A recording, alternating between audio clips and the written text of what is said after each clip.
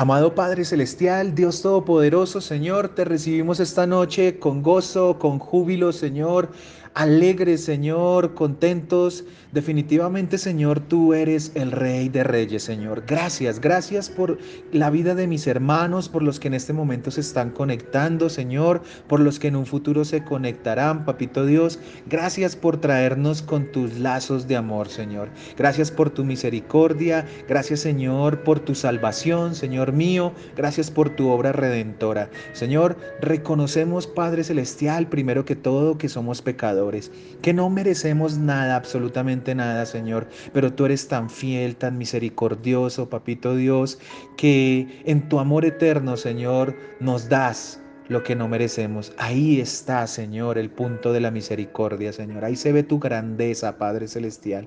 Ahí se ve ese atributo que solo te pertenece a ti, Señor. Que los ángeles en el inicio de la creación no sabían que tú tenías, Señor, pero que en la obra redentora de Cristo se manifestó totalmente, Señor. ¿Qué necesitamos para acceder a Él? Solamente la fe, Papito Dios. Por eso oro en esta noche para que nuestra fe, Señor, sea incrementada bajo tu misericordia, bajo tu gracia, amado Dios. Que todos los problemas que tengan mis hermanos, Señor, y los míos también, sean puestos en ti, mi Señor. Que descansemos en ti, Padre Celestial. Estamos pasando por momentos difíciles, pero esta vez tú nos llenas de gozo. Esta vez no estamos tristes, Señor. Esta vez no estamos apabullados, Papito Dios, porque todo lo puedo en Cristo que me fortalece, amado Rey. Todo lo puedo en ti, mi Señor. Cualquier montaña, cualquier prueba, Señor, que venga, sabemos y creemos que si la ponemos en tus manos, Señor, esa prueba no es nada, Papito Dios.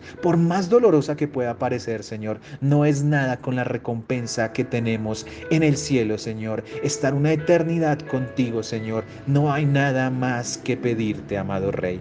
Señor, yo me hago a un lado para que sea tu palabra, Señor, la que hable por sí sola, para que sea tu Santo Espíritu, Señor, guiándome. Te lo suplico, Señor, que no sea yo, Señor, te lo imploro, Papito Dios, que no sea mi carne, Señor mío, que abras, por favor, el entendimiento de mis hermanos. Este tema, Señor, es un tema muy controversial, amado Rey, muy difícil de entender, Señor, porque estamos expuestos al mundo y el mundo nos ha tratado de engañar junto con el diablo y junto con nuestros propios pensamientos, Señor. Que hoy cualquier distracción se vaya, Papito Dios, y que seas tú tomando todo nuestro ser, Señor, solo para ti y solo y únicamente para ti. En el nombre de Cristo Jesús, Señor amado, te bendecimos. Amén y amén. Bueno, amados hermanos, qué bendición de verdad el poder llegar a este momento. Yo me siento de verdad muy feliz, siento el gozo del Espíritu Santo en poder estar transmitiendo esta enseñanza, no solo para los que me están escuchando en vivo en este momento, sino para los que de pronto en un futuro, con la ayuda de Dios, podrán escuchar este mensaje. Hoy terminamos una serie que venimos dando sobre las ofrendas y el diezmo. La enseñanza de hoy se titula El diezmo y el creyente. Para los que no han podido escuchar las dos enseñanzas anteriores, la primera enseñanza se trató sobre la ofrenda, cómo la Biblia nos habla sobre qué es la ofrenda, cuáles son los tipos de ofrenda, cuál fue la primera ofrenda que se dio bíblicamente hablando y cómo se desarrolló. También vimos en la segunda enseñanza el diezmo y el Antiguo Testamento, cómo esta ley, esta ordenanza se le dio al pueblo de Israel y cómo no cabía la menor duda que para el pueblo de Israel era obligatorio el mandato de diezmar. Entonces entendíamos que inicialmente el 10% de lo que recibían los israelitas, tanto del campo como el producto de la tierra, de los animales, entre otros, esto era para servicio del templo. Se debía dar ese 10% para el servicio del templo, pero también para el sostenimiento de los levitas, quienes habían sido encomendados por Dios para servir en el templo de Dios, en el tabernáculo. Como les digo, todo esto en su explicación profunda pues está en las enseñanzas anteriores, que la pueden escuchar en el canal de YouTube de Más que Vencedores en Cristo Jesús. Ahí están subidas las enseñanzas. Entonces, estos levitas tenían, digamos que la bendición, por llamarla de alguna manera, de recibir el diezmo del pueblo. ¿Por qué? Porque ellos no tenían tierras propias como las demás 12 tribus de Israel y porque ellos no trabajaban en ninguna otra actividad, sino que se dedicaban 100% a servir en el templo, a servirle a Dios. Veíamos que habían tres tipos de diezmo en el Antiguo Testamento. El primero es este que les acabo de dar, el 10% de todo lo que recibían. Después de lo que les quedaba, o sea, ese 90%, debían dar el 10% de eso para unas fiestas que celebraba el pueblo, para congregaciones y reuniones en el tabernáculo, que pues digamos ahí va sumando eso en la acumulación del diezmo y que cada 3 años adicional ellos debían dar el 10% también de lo que tenían para las viudas, para los huérfanos, para los extranjeros y para los pobres que convivían en la tierra de Israel. A tal grado fue esta ley del diezmo, que era un mandato de Dios, que estudiamos el último versículo de la enseñanza pasada, que fue en Malaquías, que el profeta exhortaba al pueblo de Israel porque Dios les estaba diciendo que ellos eran unos ladrones, porque deliberadamente ellos no estaban dando el diezmo, no estaban dando las ofrendas, ¿sí? Ni tampoco pagando los impuestos que tenían que pagar. Y ellos no reconocían eso como pecado, cuando Dios ya les había dado la ley. Fue lo que vimos en Malaquías, en el capítulo 3, en los versículos 6 al 12. Voy a leerlo para entrar en el contexto de esta reunión. Dice Malaquías capítulo 3 versículos del 6 al 12, porque yo Jehová no cambio. Por esto, hijos de Jacob, no habéis sido consumidos. O sea que la misericordia de Dios era tan grande que no los había matado a pesar del pecado. Desde los días de vuestros padres os habéis apartado de mis leyes y no las guardasteis. Volveos a mí y yo me volveré a vosotros, ha dicho Jehová de los ejércitos. Mas dijisteis, ¿en qué hemos de volvernos? O sea, ¿qué es lo que usted nos dice? Básicamente le dijeron. Versículo 8, ¿robará el hombre a Dios? Pues vosotros me habéis robado y dijisteis, ¿en qué te hemos robado? Y el Señor responde, en vuestros diezmos y ofrendas. Malditos sois con maldición. Mire lo que dice Dios, malditos sois con maldición, porque vosotros, la nación toda, me habéis robado. Traed todos los diezmos al alfolí y haya alimento en mi casa. Y probadme ahora en esto, dice Jehová de los ejércitos, si no os abriré las ventanas de los cielos y derramaré sobre vosotros bendición hasta que sobreabunde. Reprenderé también por vosotros al devorador, y no os destruirá el fruto de la tierra, ni vuestra vid en el campo será estéril, dice Jehová de los ejércitos. Y todas las naciones os dirán bienaventurados, porque seréis tierra deseable, dice Jehová de los ejércitos. La enseñanza pasada, amados hermanos, terminaba con una maldición por parte del Señor, porque los israelitas habían robado a Dios y no le habían dado los diezmos como el Señor así lo demandaba. Entonces eso fue lo que vimos en la enseñanza pasada. Pero la enseñanza de hoy se denomina el diezmo y el creyente. Entonces, ¿en qué va a estar basada nuestra enseñanza de hoy? ¿Es obligatorio diezmar hoy en día o no? Esa es la pregunta que vamos a intentar resolver en la noche de hoy. Para poder responder, amados hermanos, esta pregunta, pues debemos ir a la Biblia y ver qué nos dice el Nuevo Testamento referente a esto. Ya estudiamos el Antiguo, nos falta el Nuevo, que es la enseñanza de hoy. Ya que como vemos en el Antiguo Testamento, no nos cabe la menor duda que sí se debía diezmar. Si solo nos quedamos con el Antiguo Testamento, no hay ninguna duda, pero falta el Nuevo. ¿Qué nos dice? el Nuevo Testamento? ¿Qué nos dice Cristo? ¿Cuál fue la enseñanza de los apóstoles frente a este importante tema? Y un tema de verdad que sobre todo al pueblo cristiano ha afectado mucho y que se ha visto muy golpeado por el mal manejo de este tema.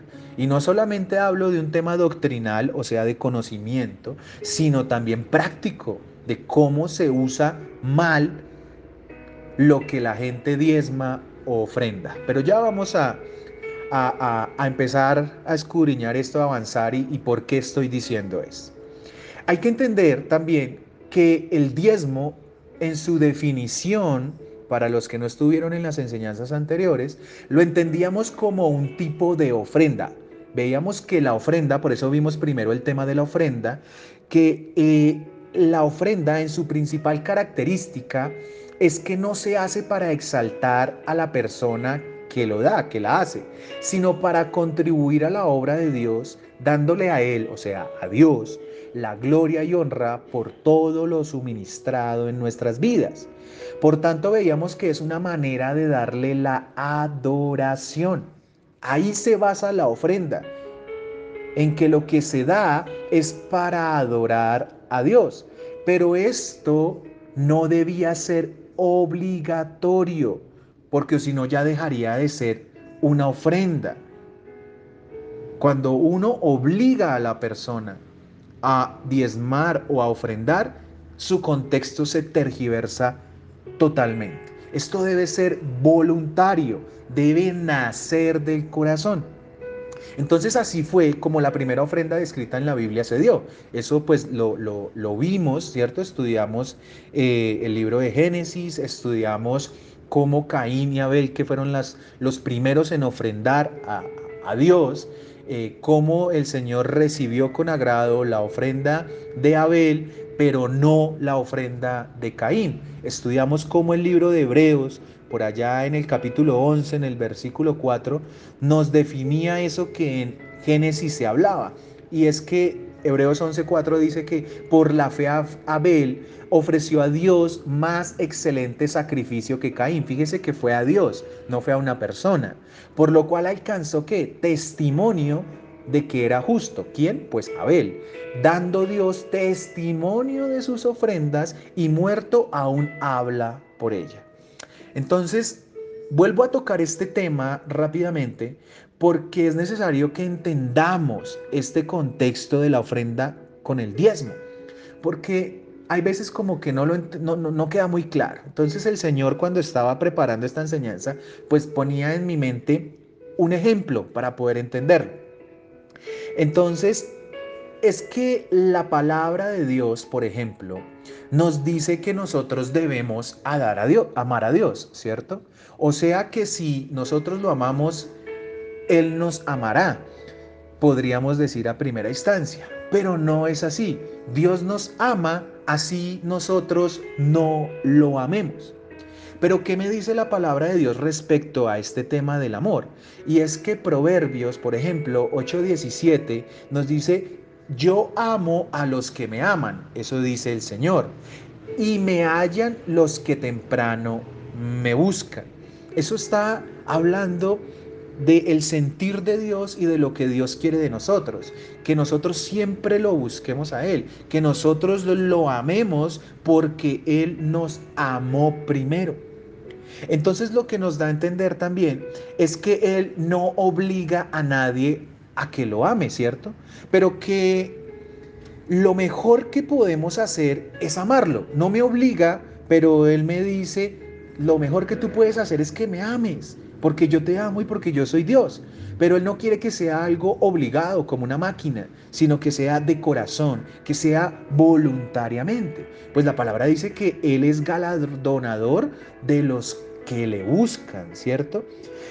Entendiendo esto, es muy necesario que nosotros entendamos la connotación del amor con el diezmo.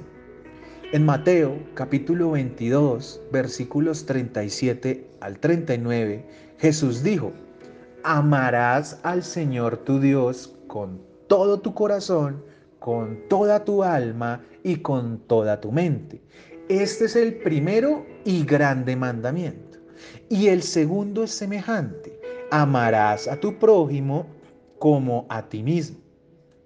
Entonces, el amor hacia Dios no está solamente en amarlo a Él, ¿cierto? A Dios, sino que también se demuestra en que yo amo a mi prójimo. Si no amo a mi prójimo, yo no estoy amando a Dios. Eso me lo dice la palabra, sí. En primera de Juan 4:20 dice el apóstol: si alguno dice yo amo a Dios y aborrece a su hermano, es mentiroso. Pues el que no ama a su hermano a quien ha visto, ¿cómo puede amar a Dios a quien no ha visto? Muchos decimos que amamos. Se nos desborda la boca diciendo que nosotros amamos a Dios. Pero, ¿y qué con nuestro hermano? Fíjense lo que me dice la palabra. O sea, básicamente, si yo tengo odio o rencor por algún hermano, yo estoy negando que amo a Dios. Pero todos los días decimos que amamos a Dios. Entonces ahí empezamos a ver cómo la relación con el diezmo. ¿Y por qué? ¿Qué tiene que ver el amor de Dios y el prójimo con el diezmo y la ofrenda? Pues lo tiene que ver absolutamente todo. Porque cuando vemos las enseñanzas de Jesús y cuando Él tocaba el tema del diezmo o de la ofrenda, siempre estaba enfocado en el amor, no como de pronto nosotros lo vemos hoy en día, que es en las riquezas, que solamente vemos a ver qué está haciendo el pastor o el que recibe la plata. No, Jesús estaba enfocado en el amor hacia el prójimo, porque se daba voluntariamente, sin esperar nada a cambio. Miren lo que dice Lucas, capítulo 21, versículos del 1 al 4. Levantando los ojos, vio a los ricos que echaban sus ofrendas en el arca de las ofrendas. Se refiere Dios, Cristo. Miró y vio que unos ricos echaban allá las ofrendas en un arca. Eso se llama el alfolí. Versículo 2. Vio también a una viuda muy pobre que echaba allí 2 blancas.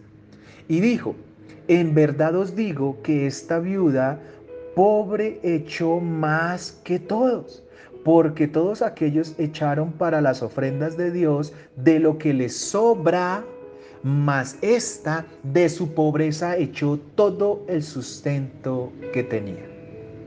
Entonces, en este primer ejemplo del Señor, nos muestra que esta mujer dio 2 blancas, que eso es más o menos un octavo de un denario. Eso no alcanza a ser ni siquiera un centavo, a lo que si trayéndolo a hoy en día lo convirtiéramos. O sea, era nada.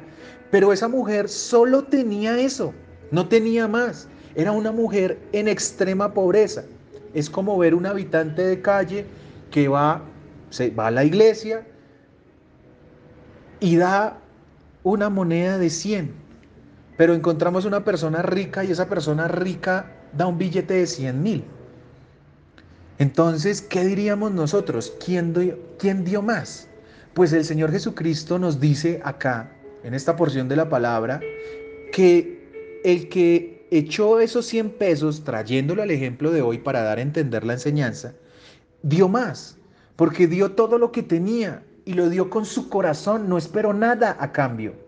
Mientras que muy posiblemente, ¿cierto? No es en todos los casos, pero muy posiblemente, el que dio el billete de 100.000 esperaba que ese billete de 100.000 se le multiplicara al 100 por 1, ¿cierto? Porque eso dice la palabra también. Pero, ¿con qué intención lo está haciendo tu corazón? Entonces acá el Señor está resaltando lo que hizo esta mujer. Aquí debemos empezarnos a preguntar, ¿estoy dando lo que me sobra cuando lo hago? ¿O estoy dando lo que verdaderamente de mi corazón están haciendo? Eso es lo que está diciendo. No está queriendo decir que ahora nos pelemos los bolsillos y entreguemos todo al primero que se nos ocurra. No, sino con qué corazón lo estoy haciendo. Y cuando lo doy de corazón, claramente es algo que voluntario. Pero sigamos. En Mateo, capítulo 6, de los versículos al 1 al 4, miren lo que nos dice el Señor Jesús. Guardaos de hacer vuestra justicia delante de los hombres, para ser vistos de ellos. De otra manera no tendréis recompensa de vuestro Padre que está en los cielos. Cuando pues des limosna, no hagas tocar trompeta. O sea, no le diga a todo mundo, diezmé, ofrendé o di limosna. No, eso no quiere Dios. Como hacen, miren, los hipócritas en las sinagogas y en las calles, para ser alabados por los hombres. De cierto os digo que ya tienen su recompensa. Mas cuando tú des limosna, no sepa tu izquierda lo que hace tu derecha, para que sea tu limosna en secreto, y tu Padre que ve en lo secreto te recompensará en público. Entonces, ¿qué nos está acá diciendo el Señor? ¿Por qué nos dice que tu izquierda no sepa lo que hace tu derecha? Porque si las juntamos, ¿qué pasa? Aplaudimos. Entonces, vamos a querer que nos aplaudan cuando hacemos algo bueno. Y eso no lo quiere el Señor Jesús. Porque nos dice que eso lo hacen ¿quiénes? Los hipócritas. A mí algo que les confieso me molesta de sobremanera es cuando yo veo, por ejemplo, en el Facebook, unas personas que en todo el año no hacen nada, no hacen nada, pero en unas fechas en particular, por allá en diciembre, entonces van, dan unos mercados, dan unas ayudas, se toman unas fotos y dicen aquí ayudando al prójimo, aquí compartiendo, aquí con los necesitados, y los otros 11 meses ¿qué? ¿Por qué en esa fecha sí? ¿Y por qué en las otras no? ¿Y por qué necesitas tomarte una foto para hacer eso? No lo podemos hacer y que nadie se entere. Eso es lo que nos invita a Dios y la palabra. Porque Dios nos está diciendo que Él ve en lo secreto. O sea, no importa que nadie te dé las gracias, ni siquiera la persona a la cual lo estás haciendo. Pero que Dios sí lo ve. Y como Dios sí lo ve, Él te va a dar tu recompensa si Dios lo quiere, si es la voluntad de Dios. Si no, no importa, porque se supone que tú lo hiciste ¿de qué? De corazón. Entonces empezamos a ver el Señor por dónde es que nos está llevando con este tema del diezmo. Pero hay un tema, o más que un tema, una palabra o una parte que involucra en las ofrendas que no habíamos visto. Y es la definición de limosna. Nosotros los cristianos normalmente no usamos la palabra limosna. Nosotros usamos o el diezmo o la ofrenda. Pero en otras religiones esta palabra sí se usa. ¿Sí? Y no estoy diciendo ni que esté mal ni que esté bien, solamente que casi no la usamos. Pero es una palabra que está en la palabra de Dios, entonces no hay ningún problema. Entonces, ¿qué es la limosna? La limosna viene del griego que se denomina eleimosini. ¿Y qué quiere decir eso? Misericordia. La palabra limosna viene de la palabra misericordia. ¿Y cómo se define? Yo busqué en internet esta definición y encontré que es una ayuda voluntaria que se da o a una institución o a una persona por caridad sin esperar nada a cambio. Eso es una limosna. En Lucas capítulo 12, versículos del 32 al 34, mire lo que dice la palabra.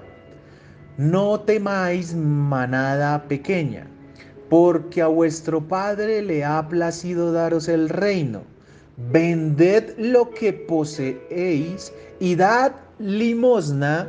Haceos bolsas que no se envejezcan, tesoro en los cielos que no se agote, donde ladrón no llega ni polilla destruye. Porque donde está vuestro tesoro, o sea, tu corazón, allí estará también vuestro corazón. Mire cómo lo reafirma el Señor. Está diciendo que nuestro tesoro está en donde esté nuestro deseo, donde esté nuestro ¿qué? Nuestro corazón. Y si mi corazón está en acumular riquezas, pues eso es lo que asimismo el Señor me va a mirar. O sea, me fijo en las obras, pues el Señor me va a juzgar con base en las obras. Me guío en la fe, pues el Señor tendrá en cuenta mi fe. Y ya sabemos que nosotros somos salvos por fe y no por obras. Entonces lo que Cristo nos está mostrando, amados hermanos, en estos versículos, es que no debemos atesorar cosas en esta tierra, que es mejor ayudar a los demás, dar una ofrenda, un diezmo, una limosna al que lo necesita. Muchos atesoran riquezas y nunca piensan en ayudar al prójimo. No son conmovidos a misericordia. ¿De dónde viene la palabra limosna? De la palabra misericordia. Por eso tampoco lo que la recibirán. Los que no sean misericordiosos, la palabra de Dios dice, ellos tampoco recibirán misericordia. Tú quieres recibir misericordia de Dios, pero tú no eres misericordioso con los demás. Olvídate, eso no va a pasar. Dios a ti y a mí nos va a juzgar con la misma vara en que nosotros juzguemos a los demás.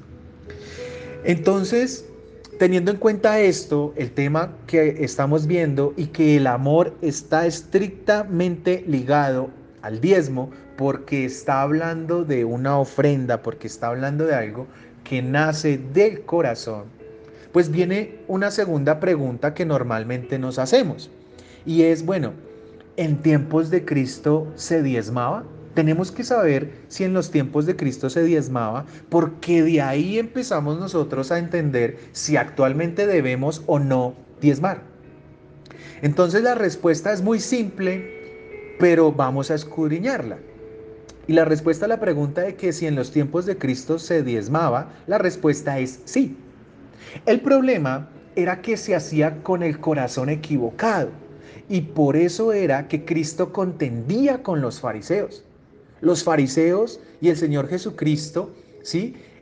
Digamos que más obviamente por parte de los fariseos, el Señor Jesucristo lo que quería era salvarlos, pero ellos vivían en una contienda con Él porque el Señor les hablaba, como diríamos nosotros, en palabras castizas, sin ningún problema. O sea, les decía las cosas en la cara.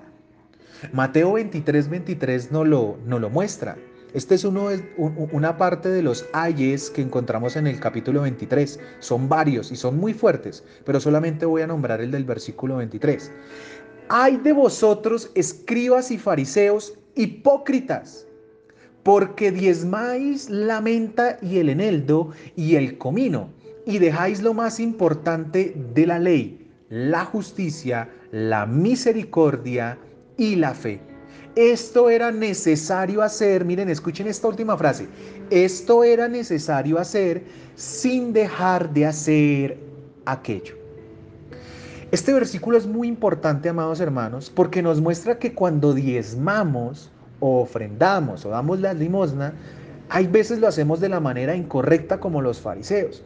Y esto no le agrada a Dios. Que lo debemos hacer es de corazón. Pero la parte final del versículo, Cristo nos dice que no debemos dejar de diezmar sin descuidar la justicia, la misericordia y la fe. Eso es lo que está diciendo. Por eso el final del versículo dice, esto era necesario hacer, o sea, diezmar, pero sin dejar de un lado la justicia, la misericordia y la fe. Muchos creen que porque diezman son salvos, y eso ya lo vamos a ver más adelante, y nada más lejos de la verdad. Eso no es cierto. Una cosa es que yo haga algo de corazón y otra cosa es que eso me haga salvo. Nada de lo que yo haga me va a hacer salvo, y mucho menos dar plata. Partamos de ahí porque muchos están equivocadísimos con ese concepto. Pero como vemos, en la época que vivió Cristo sí se practicaba la ley del diezmo. Hay una parábola que está en Lucas capítulo 18 del 9 al 14 y dice el Señor, a unos que confiaban en sí mismos como justos y menospreciaban a otros, dijo también esta parábola. Fíjense que se la dijo a quienes, a los que menospreciaban a los otros. A eso se iba dirigido esta parábola. Versículo 10. Dos hombres subieron al templo a orar. Uno era fariseo y el otro publicano. El fariseo puesto en pie oraba consigo mismo de esta manera. El fariseo. Dios, te doy gracias porque no soy como los otros hombres, ladrones, injustos, adúlteros, ni aun como este publicano. Miren cómo lo señala. Ayuno 2 veces a la semana, doy diezmos de todo lo que gano, mas el publicano estando lejos no quería ni aún alzar los ojos al cielo, sino que se golpeaba el pecho diciendo: Dios, sé propicio a mí, pecador. Señor, soy un pecador, perdóname. Versículo 14. Os digo que éste descendió a su casa justificado antes que el otro, porque cualquiera que se enaltece será humillado, y el que se humilla será enaltecido. Miren, esta parábola es muy diciente, porque nos muestra algo muy importante, y es que así se diezme, esto no nos hace salvos. He aquí uno de los errores doctrinales más graves que se encuentran hoy en día, y es que si diezmas, como se los venía diciendo, eres salvo o vas a ser prosperado. Eso es lo que se llama el maldito evangelio de la prosperidad. Y digo maldito, amados hermanos, porque es una doctrina que está llevando a muchos al infierno. O sea, es maldito el que practica esto, porque se va al infierno creyendo que está haciendo bien. Esto no fue promulgado por Cristo ni por los apóstoles. Todo lo contrario, aborrecían que se hiciera esto, pues nadie es justificado, o sea, salvo, por dar dinero. Nadie puede comprar la salvación. No somos salvos por obras, sino por fe. Eso lo dice Efesios capítulo 2 del 8 al 9. Porque por gracia sois salvos por medio de la fe. Y esto no de vosotros, pues es don de Dios, no por obras, para que nadie se gloríe. El diezmo, amados hermanos, es una obra que se da con fe, no para que seamos salvos, sino esta obra da testimonio de que yo ya he sido salvo, que es diferente. Es una forma de dar constancia de que Dios está en mi corazón. Santiago, capítulo 2, de los versículos 14 al 17 dice: Hermanos míos, ¿de qué aprovechará si alguno dice que tiene fe y no tiene obras? ¿Podrá la fe salvarle? Y si un hermano o una hermana están desnudos y tienen necesidad del mantenimiento de cada día, y alguno de vosotros les dice: id en paz, calentados y saciados, pero no les dais las cosas que son necesarias para el cuerpo, ¿de qué aprovecha? Así también la fe, si no tiene obras, es muerte en sí, es muerta en sí misma. Entonces Santiago es muy diciente. Tú puedes decir que tienes mucha fe y que has sido renovado, pero si tu actuar diario no demuestra eso, pues, amado hermano, muy posiblemente no hemos nacido de nuevo. Hay que reflexionar en eso. Entonces, ya entendimos que en el tiempo de Cristo sí se diezmaba, ¿cierto? Viene entonces la siguiente pregunta, y es: ¿después de la obra de Cristo se siguió diezmando? La iglesia primitiva, o sea, esa iglesia que nació en Pentecostés, ¿siguió con la práctica del diezmo? Vamos a verlo, vamos a ver qué nos dice la escritura. Entonces, en el Nuevo Testamento, amados hermanos, el término de diezmo tuvo un cambio, y desde mi punto de vista un cambio hacia el original, que era la ofrenda. La ofrenda es más grande que el diezmo, o sea, la ofrenda es, desde mi punto de vista, la ofrenda es más importante que el diezmo. Y el diezmo solo lo toca el libro de los Hebreos. Cuando nosotros leemos el libro de los Hebreos, este resalta la supremacía de Cristo sobre los levitas, pues creían que los judíos, que estos judíos en el sacerdocio levítico, o sea, los sacerdotes levitas, eran más importantes que el sacerdocio que tenía el Señor Jesucristo. Entonces el autor del libro de Hebreos expresa que no es así, y toca el tema del diezmo porque explica cómo Abraham, cuando le dio los diezmos a Melquisedec por allá en Génesis 14, representa ese Melquisedec una figura de Cristo, y que al ser este el hermano mayor de Abraham, pues el hermano mayor de Abraham, que es Melquisedec, bendice al hermano menor, que es Abraham. Y esta es la forma en que lo representa el libro de los Hebreos, diciendo que nosotros damos siempre teniendo en cuenta a nuestro hermano mayor, al Señor Jesucristo, ¿sí? Que todo lo que hacemos es para Él, no para nosotros. Entonces, en el Nuevo Testamento, como les dije, ya no se ve tanto la palabra diezmo, sino la palabra ofrenda. Y es que el Nuevo Testamento nos muestra que los hermanos en la fe, esa iglesia primitiva, se sustentaba a través de las ofrendas. Y vamos a verlo. Entonces, Hechos, capítulo 2, de los versículos 44 al 47, miren lo que dice. Lucas, que fue quien escribió el libro de los Hechos, dice, todos los que habían creído estaban juntos, o sea, había una congregación, y tenían en común todas las cosas, o sea, todas las posesiones eran de todos, y vendían sus propiedades y sus bienes y los repartían a todos según la necesidad de cada uno, y perseverando unánimes cada día en el templo y partiendo el pan en las casas, comían juntos con alegría y sencillez de corazón, miren, alabando a Dios y teniendo favor con todo el pueblo. Y el Señor añadía cada día a la iglesia los que habían de ser salvos. Esto es muy importante, amados hermanos, porque vemos que la iglesia primitiva era unida, que había una hermandad entre los hermanos, cosa que pasa hoy, ¿cierto? Todos nosotros, mejor dicho, nos desvelamos por las necesidades de nuestros hermanos, ¿no? Estoy segurísimo que es así. Entonces, la iglesia primitiva nos muestra que ellos tenían todos unánimes. Ahora, no hay que confundir cuando dice que vendían sus propiedades y sus bienes. Eso no quiere decir, ve y vende tu casa, vende tu carro, como algunos pastores van y lo hacen, porque la palabra dice que los hermanos tienen que dar todo para la congregación. No. Aquí lo que está diciendo es que la hermandad, cuando empezó la iglesia, era tan grande que habían unos que no tenían nada y otros que tenían mucho. Pero como la fe en Cristo los unía, se volvieron, eran un solo cuerpo.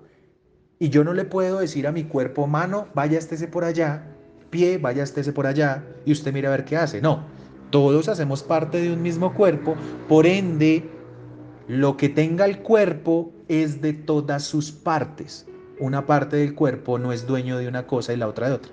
Eso es lo que nos está diciendo. Pero algo muy importante es que vemos la hermandad en la iglesia. Entonces la iglesia primitiva estaba totalmente basada en el amor al prójimo. No se fijaba quién daba más o quién daba menos. Todos en verdad y hermandad ofrendaban, pues sabían que primero que todo era para Dios y su obra, y segundo que era para ayudar a sus hermanos. Un ejemplo de hermandad lo vemos en Hechos 4 del 32 al 37. Miren, y la multitud de los que habían creído era de un solo corazón y un alma. ¿Sí ven? Compenetrados, y ninguno decía ser suyo propio nada de lo que poseía, sino que tenían todas las cosas en común. Y con gran poder los apóstoles daban testimonio de la resurrección del Señor Jesús, y abundante gracia era sobre todos ellos. Así que no había entre ellos ningún necesitado, porque todos los que poseían heredades o casas las vendían y traían el precio de lo vendido y lo ponían a los pies de los apóstoles, y se repartía cada uno según su necesidad. Miren, no eran partes iguales, era según la necesidad de la persona. Entonces José, a quien los apóstoles pusieron por sobrenombre Bernabé, que traducido es hijo de consolación, levita, natural de Chipre, o sea, está diciendo de dónde era, como tenía una heredad, la vendió y trajo el precio y lo puso a los pies de los apóstoles. Entonces aquí vemos la hermandad. Una persona que estaba totalmente comprometida con la obra dijo voluntariamente, yo voy a vender lo que me heredaron y se lo voy a entregar a Cristo. ¿Para qué? Para que sea usado en la obra de Dios. Entonces, aquí seguimos con algo muy importante después de la hermandad, y es que la ofrenda es generosa. Vuelvo y digo, llamen la ofrenda, llamen la diezmo o llamen la limosna. Es que generosa. En los capítulos 8 y 9 de Segunda de Corintios, por tiempo no los alcanzo a leer, pero se los voy a resumir. Miren, para que ustedes entiendan lo profundo que es este tema del diezmo y del amor, lean esos dos capítulos. Lean esos dos capítulos. ¿Por qué? Porque aquí se ve cómo Pablo exhorta al pueblo de Corinto y a Tito a ser como los de Macedonia, que era un pueblo a los que Pablo les había ido a predicar la palabra, que sin tener nada eran en extremo pobres, pero era tal su amor por la iglesia que dieron más de lo que podían y más de lo que tenían. Y no lo hicieron obligados, sino todo lo dieron de buena gana, guiados por el amor de Cristo. En estos dos capítulos, de verdad, ojalá lo puedan leer. Es muy profundo, muy enriquecedor. Ojalá lo lean de una traducción que se llama PDT, Palabra de Dios para Todos, que es una traducción que permite entender más fácilmente estos dos capítulos. Ojalá lo puedan leer y van a entender por qué Pablo hablaba también del pueblo de Macedonia, aún siendo que pobres ellos. Entonces el siguiente punto para tocar es quiénes deben recibir las ofrendas. Y aquí empezamos a tocar un tema extremadamente sensible. Porque es que muchos de los que no llegan a los pies de Cristo, miren, yo soy un ejemplo de ellos, es que yo decía, yo no voy a una iglesia cristiana porque a una iglesia cristiana allá solo uno va a que lo roben, allá solo uno va a que le pasen el datáfono, va a que le pidan plata, solo es plata, plata, plata. Y con tristeza les digo, es verdad en las iglesias de mala doctrina. En las iglesias de mala doctrina, ustedes van a ver que les están pidiendo por todo lado plata, les están tergiversando el tema del diezmo para que uno se sienta mal y uno diga, no, es que de verdad, no, no puedo, Dios mío, perdóname, tome, tome, tome, tome. Y les sacan a uno de los bolsillos lo que no tiene. Lo comprometen hasta con lo que no tiene. Pero eso no es. No se dejen engañar, porque así me engañaron a mí. Pero gracias a Dios el Señor me permitió abrir los ojos y conocer verdaderamente a Cristo. Muchos dicen, yo no conozco a Cristo, no me interesa porque me van a robar. No hagan eso. Ustedes no están rechazando al hombre que los está engañando, están rechazando a Cristo. Y ese es el peor error que podemos cometer. Por eso es que esta enseñanza está basada en el amor. Yo no les pido plata, nadie les pide plata, nadie debería pedirles plata. Pero es importantísimo que tengamos claro esto, porque esto ha hecho que muchas almas se pierdan. Y por eso el Señor puso esta serie de enseñanzas sobre las ofrendas y el diezmo en mi corazón, para que lo entendiéramos. Y el primer ministrado aquí fui yo. Entonces, ¿quiénes deben recibir las ofrendas desde el punto de vista bíblico? Si lo miramos desde el Antiguo Testamento, entendemos que son los levitas, los únicos que estaban autorizados. Pero en la iglesia actual, ¿quiénes son? Pues la palabra de Dios me dice que las ofrendas las administran, y por favor entiéndanme bien la palabra, administran, ¿sí? No es que son los dueños, sino administran las ofrendas de la congregación, los obispos, pastores o ancianos. Los tres son la misma persona. Entonces Dios le da esa atribución y esa responsabilidad, en este caso a los pastores, para que ellos administren. Pero, ¿qué es un administrador? El que maneja lo que es de otro. ¿Y de quién es ese otro? Pues Dios. Dios es el dueño del oro y de la plata, eso dice la palabra. Entonces los diezmos que se dan, las ofrendas que se dan, no son del pastor, no son para su casa, no son para su familia, no son para pagar las deudas, no son para pagarle la universidad a los hijos, no son para una casa, para un yate, para un avión. Ladrones, esos son los que hacen eso. Es para administrarlo y ponerlo a servicio del pueblo de Dios. Eso es. Primera Timoteo 5 del 17 al 18 lo dice. Los ancianos que gobiernan bien, fíjense, los ancianos, les dije que ancianos es igual a pastores o obispos, en la palabra están esos tres, que gobiernen bien, sean tenidos por dignos de doble honor, mayormente los que trabajan en predicar y enseñar.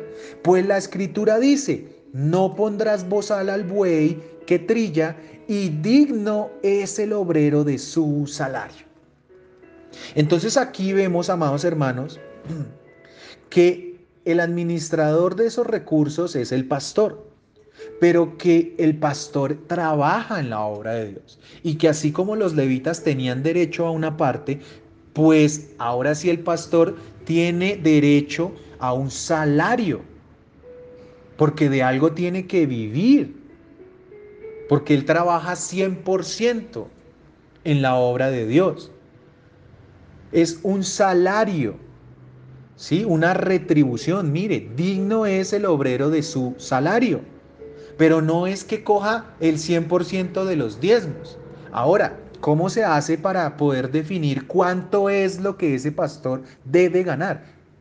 Primero, la iglesia debe tener algo que se llama una junta directiva de hermanos maduros en la fe, en donde se hace un consenso y se llega a X valor, en donde no solamente se le va a pagar al pastor, hay también personas que necesitan vivir de ahí, hay personas que dedican el 100% de su tiempo para eso, para la iglesia. Estas personas también, no solo es el pastor.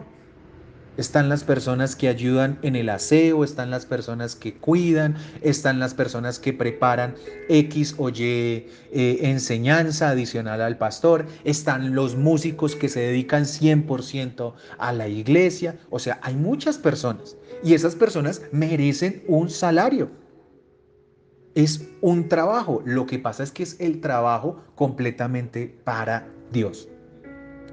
Entonces, por eso el Señor en su palabra dice que el obrero de Dios debe ser irreprensible y aprobado en todo sentido.